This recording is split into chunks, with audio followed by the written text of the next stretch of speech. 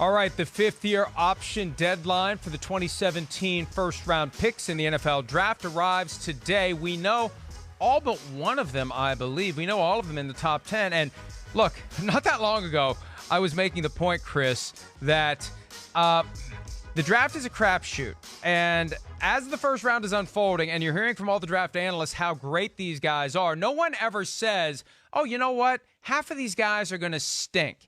And look at the top 10 from 2017. Half of the guys are not having their fifth-year option picked up, which means they stink, all due respect. They aren't what they were believed to be when they were made top 10 picks. This is the prime example of that dynamic that you and your dad were talking about last week, where guys show up at the NFL and it's grown-ass men, and some guys respond and some guys never do, and half of the top 10 not responding to the level where their teams view it as a no-brainer to take that fifth-year option.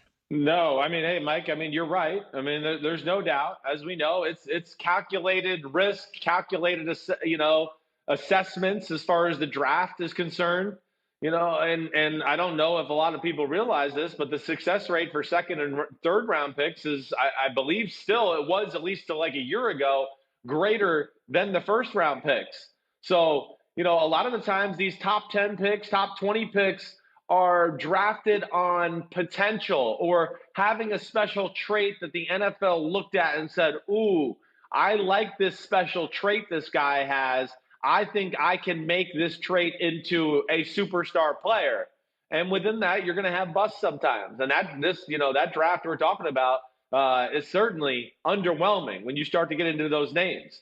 And I think some of them are questionable at the time. They really were.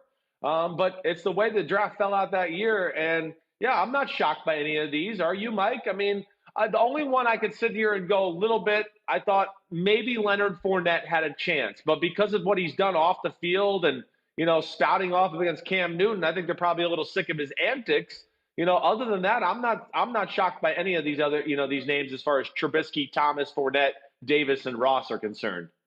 Yeah, I mean, between the concerns about Leonard Fournette being a pain in the butt for the folks in Jacksonville, and they tried to trade him, and maybe would still like to try to trade him, and maybe he is more tradable with only 1 year left on his contract and not that fifth-year option that is guaranteed for injury. And of all the positions, running back is the one where you could get a serious injury.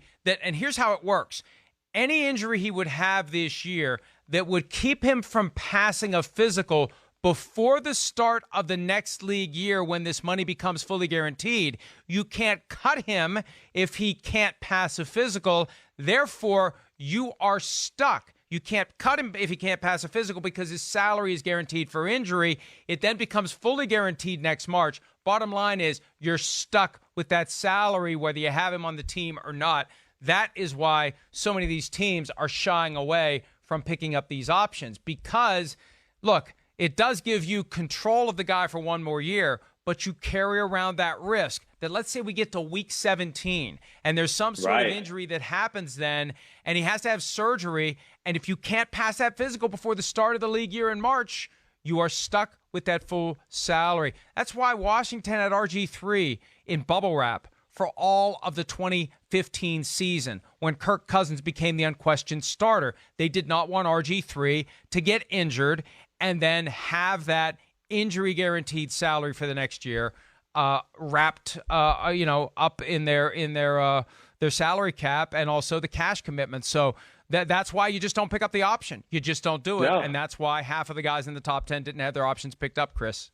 No, that's right. They're not worth it. And to what you're saying with the running back position, Mike, I'll just even further it to where, yeah, you don't exercise the fifth-year option unless you're just totally sold on the guy and, oh, man, we know he's going to be here for 3 or 4 more years.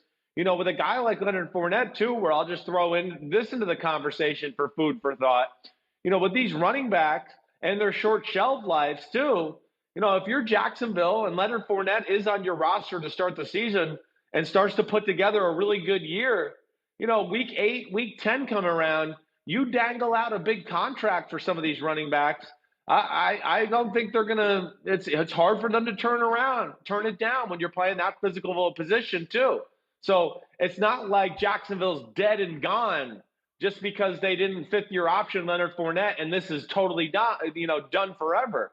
Again, like I said, I think if Leonard Fournette's playing like one of the best running backs in football, and they throw out, $9-10 million a year type contract with some guarantee for a few years that smooths them over, I think most running backs in football are gonna bite the hook on that one and go, you know what? I'll take it. It's security right now. It's cash in my pocket. I got 7 more games to go this season, and I know I play running back, and a lot of bad things can happen too. So I think that empowers at least teams in the organizational standpoint at the running back position in these type of conversations.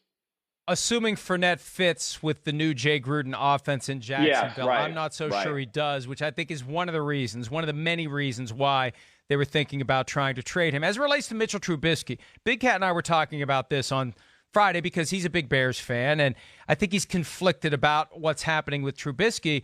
But, the best case scenario for the Bears really would be to have, between the presence of Nick Foles and the decision not to pick up the fifth-year option for Trubisky, be that thing that really wakes him up.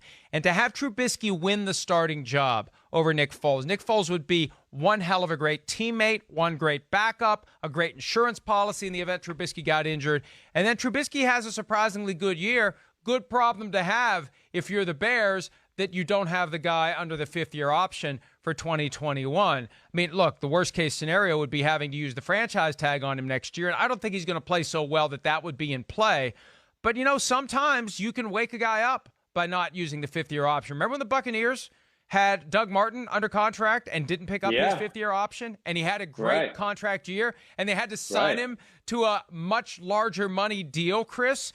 That can happen. And you know what? Good problem to have. If this is the thing that finally gets the guy to be the guy that we thought he was going to be, so be it.